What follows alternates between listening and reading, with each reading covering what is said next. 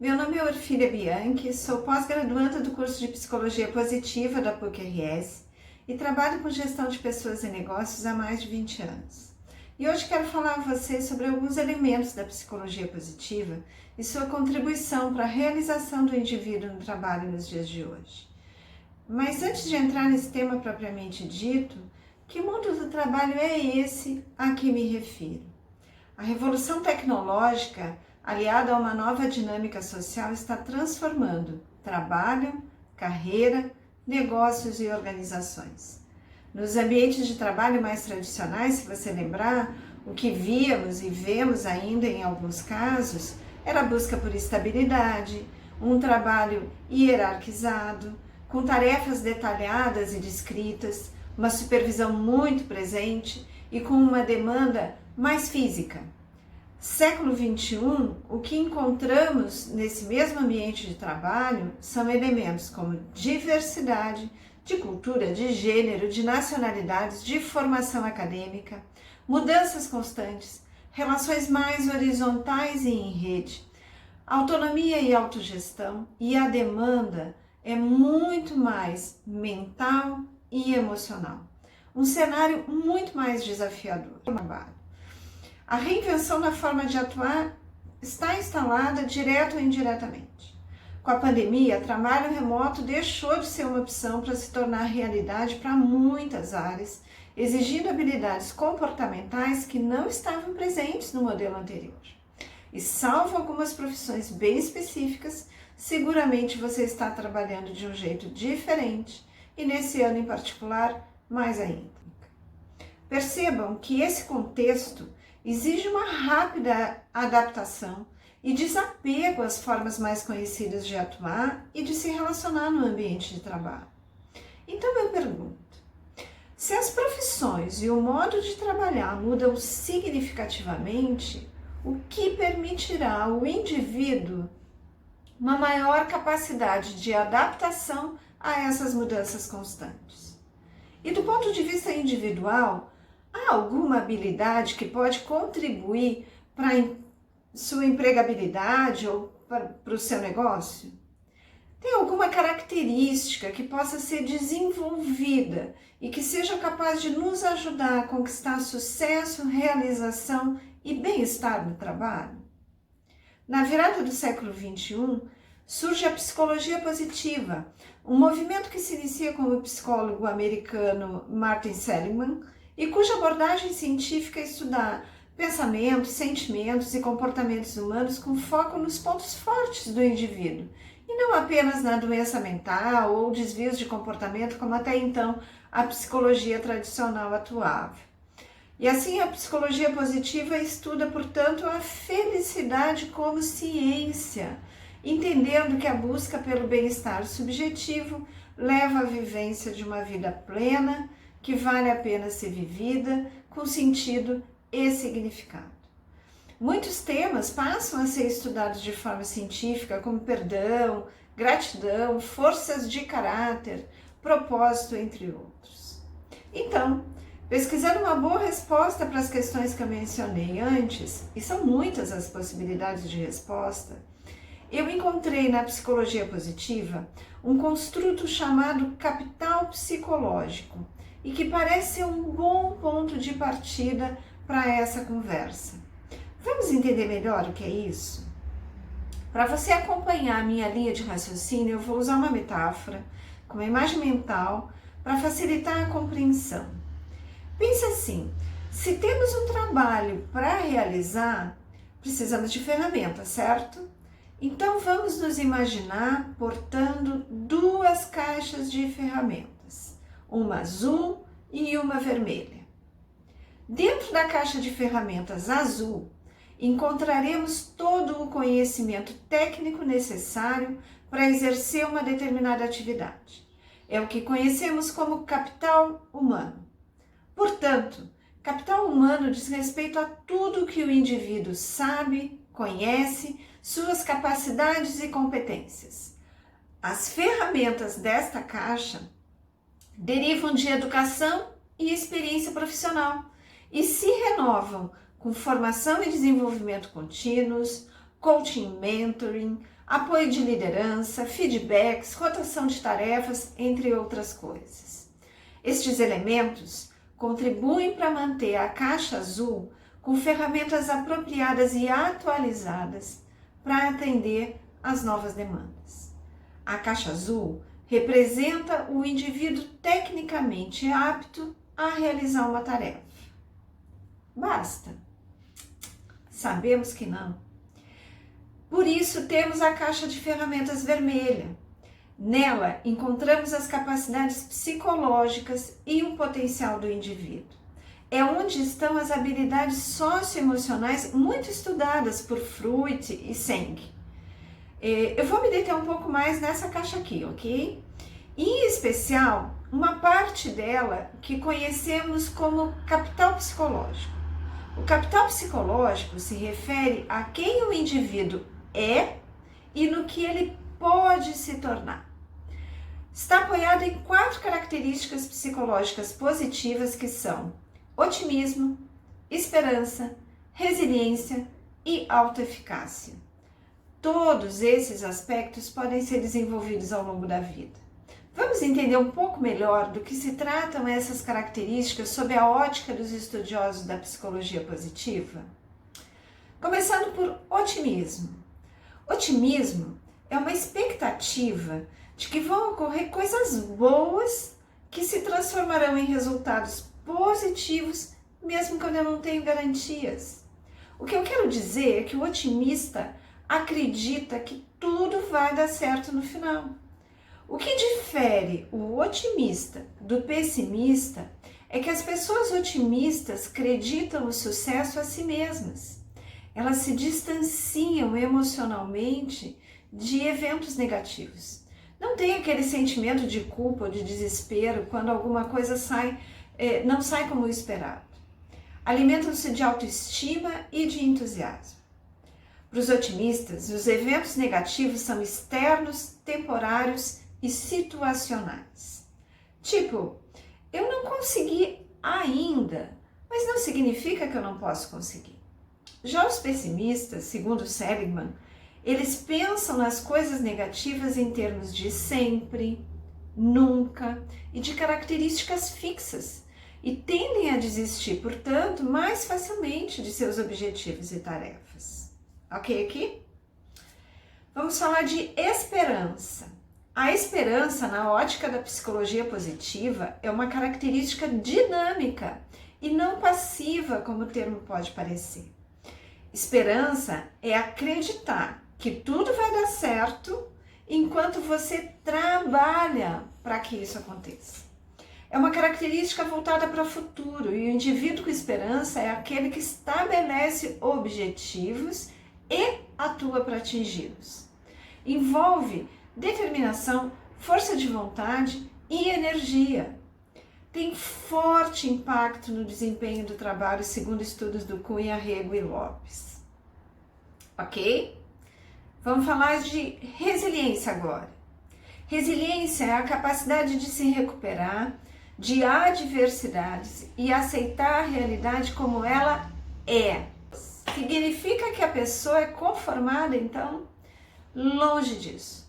Enquanto se recupera da adversidade e entende que talvez não possa mudar a realidade externa, a pessoa resiliente tem a habilidade de improvisar e de se adaptar à mudança, não se deixando levar pelo estresse do momento.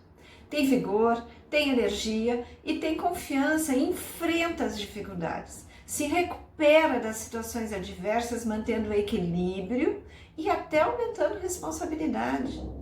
Tem capacidade de planejar o futuro com base nas dificuldades do presente e com bons resultados.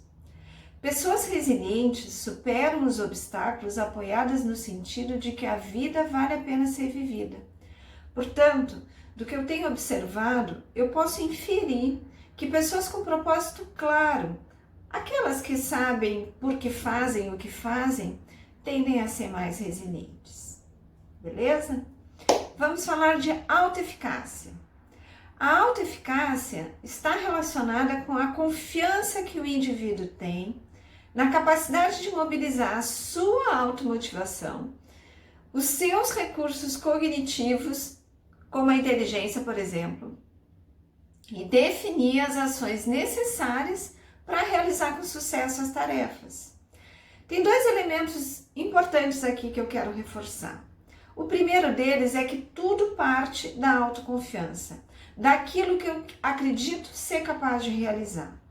E o segundo é que esse nível de autoconfiança para a realização e obtenção de resultados também define a qualidade e a intensidade do esforço que eu vou dedicar e a minha disposição em perseverar diante das dificuldades. Portanto, o que eu estou dizendo é que as pessoas com alta autoeficácia gostam de desafios, têm autodisciplina e determinação para atingir seus objetivos. E o contrário também é verdadeiro. Se o indivíduo não acredita que é capaz, tem pouco incentivo para agir na direção do seu objetivo. Pessoas com baixa autoeficácia não desenvolvem suas potencialidades e podem se privar de experiências positivas por duvidarem de sua própria capacidade. Evitam a frustração de não conseguir realizar uma determinada tarefa. Conclui-se, portanto, que as pessoas se envolvem com as atividades que elas acreditam serem capazes de executar e obter resultados positivos. E isso vale tanto para a priorização de atividades corriqueiras e diárias, como a escolha de carreira e de negócio. E essa parte dá muito o que pensar. Então, pergunto, o quanto eu acredito que posso fazer aquilo que eu quero fazer? Outra coisa importante, as crenças de autoeficácia são sensíveis ao que o indivíduo recebe como feedback e incentivo verbal. Se a pessoa é convencida de que possui capacidade para realizar uma determinada tarefa, ela vai mobilizar um maior esforço do que faria se permanecesse com a crença voltada para o que percebe como limitação pessoal. Se a pessoa se esforça mais, ela desenvolve mais habilidades e aumenta sua crença de autoeficácia num ciclo virtuoso e positivo. Com relação ainda a feedback e incentivo verbal, o contexto social do trabalho, formado pelo conjunto da organização, da liderança, e Ramadani tem um estudo ótimo sobre o tema, e os colegas têm um papel fundamental no desenvolvimento do capital psicológico, conforme indica um estudo sobre engajamento e bem-estar no trabalho, tanto do Consiglio, do Nunes, como do Schoffele. Portanto, resumindo, o que a caixa de ferramentas vermelha, ou seja, o capital psicológico, oferece ao indivíduo é a capacidade de acreditar que é capaz de ser bem-sucedido, o que lhe dá a motivação para fazer o esforço necessário para que isso aconteça. Por ser otimista e ter esperança, ele faz uma leitura positiva do presente e do futuro, mantém-se perseverante nas suas ações, ajusta seus planos aos desafios que se apresentam, o que representa a resiliência, sem perder o equilíbrio. E com esses elementos agindo como pano de fundo para o uso dos conhecimentos técnicos, o trabalhador ou o empreendedor tem recursos preciosos para contribuir de forma significativa, seja com a organização, seja com seu próprio negócio, construindo uma carreira cada vez mais robusta.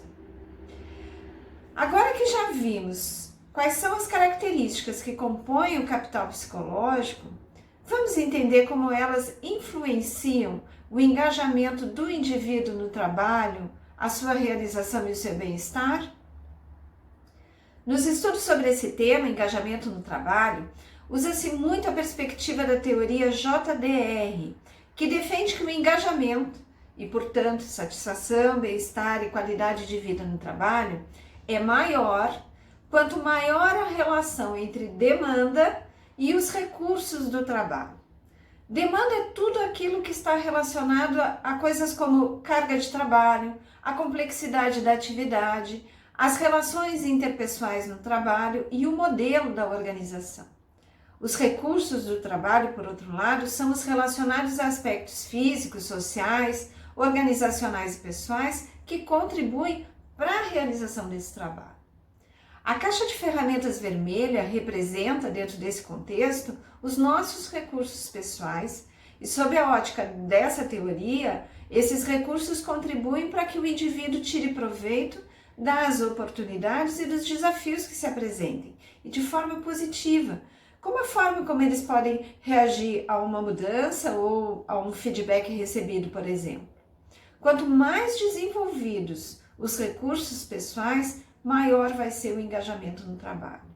E pessoas engajadas são pessoas proativas, são pessoas que se sentem competentes, são motivadas, cooperativas, processam melhor as informações e experimentam mais emoções positivas no trabalho. Agora, lembra das minhas perguntas? Se as profissões e o modo de trabalhar mudam significativamente, o que permitirá ao indivíduo uma maior capacidade de adaptação a essas mudanças constantes? Do ponto de vista individual, há alguma habilidade que pode contribuir para a sua empregabilidade ou o seu negócio? Há alguma característica inata ou a ser desenvolvida que seja capaz de nos ajudar a conquistar sucesso, realização e o bem-estar no trabalho?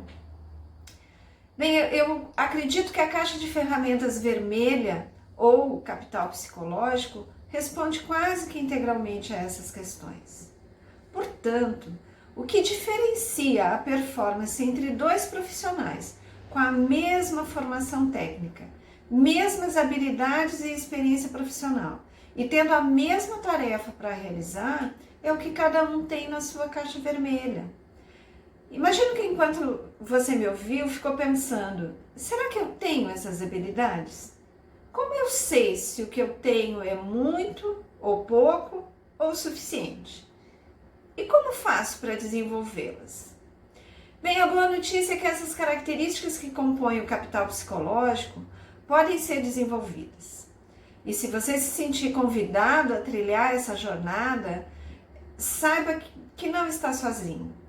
O primeiro passo é ter consciência do papel dessas duas caixas de ferramentas no seu desempenho profissional e, a partir daí, entender como estão as suas próprias caixas. O que é importante salientar é que a disposição para uma jornada de autoconhecimento é a principal credencial para que esse desenvolvimento ocorra. E se você me perguntar, ok, Orfina, dessas 4 características do capital psicológico, por onde eu começo o meu desenvolvimento? Eu diria que, como elas estão muito entrelaçadas, ao atuar em uma, perceberá reflexo nas outras. Então eu começaria por compreender melhor a autoeficácia. Eu vou te dar algumas dicas. Como a autoeficácia está ligada a crenças, comece observando a si mesmo. Seja capaz de entender os seus pensamentos, de escrever sentimentos e emoções, porque entender melhor as nossas emoções e reações nos ajuda a aumentar o espaço entre estímulo e resposta, ampliando a nossa autoconsciência. Isso vai ajudar a identificar se há uma crença instalada que possa estar sabotando e interferindo na sua autoconfiança. Mas de verdade, esse é um tema para outra longa conversa. Outra dica é que há boas leituras a respeito do tema. Eu sugiro começar com o livro Felicidade Autêntica, do próprio Martin Seligman, que traz testes e dicas simples sobre diversos temas, como otimismo, esperança, gratidão, felicidade, sentido e propósito, entre outros tantos do universo da psicologia positiva. E no ambiente de trabalho, feedbacks bem estruturados, tanto da liderança como dos colegas, com a intenção positiva mesmo de contribuir para o desenvolvimento, são sempre bem-vindos.